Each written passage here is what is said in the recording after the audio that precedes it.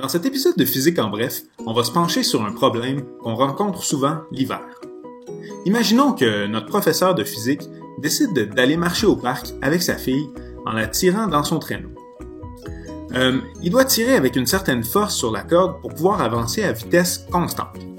Or, on suppose qu'un coefficient de frottement cinétique de 0,15 existe entre le traîneau et la neige et que la petite fille et son traîneau pèsent ensemble 20 kg.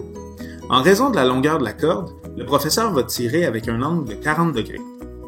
Pour réussir à élucider ce problème-là, on va devoir appliquer une méthode précise. En premier lieu, on va tracer un schéma de l'objet. Ici, on va remplacer la petite fille et son traîneau par un bloc.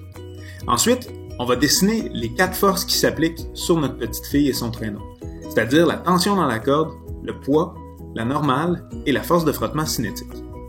Par la suite, on choisit nos axes X et Y. On va aller décomposer les forces selon leurs composantes Tx et Ty. Puis, on va vouloir écrire les lois de Newton autant en X qu'en Y. À ce moment-là, on va vouloir faire l'inventaire des forces qui sont en X et l'inventaire des forces qui sont en Y. On va commencer par les X. On sait que la somme des forces en X égale la masse fois l'accélération dans cette direction-là.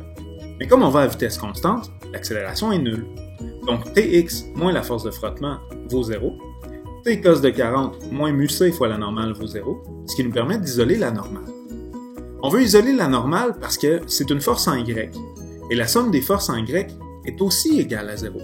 À ce moment-là, la normale plus la tension qui aide à tirer vers le haut, moins le poids vont être égal à 0. En remplaçant la normale par la valeur qu'on a trouvée en X, ça nous permet d'écrire une équation où le seul inconnu va être la tension T. Et en remplaçant par les valeurs numériques connues, on obtient une tension de 34,1 N, qui est la tension nécessaire pour avancer à vitesse constante.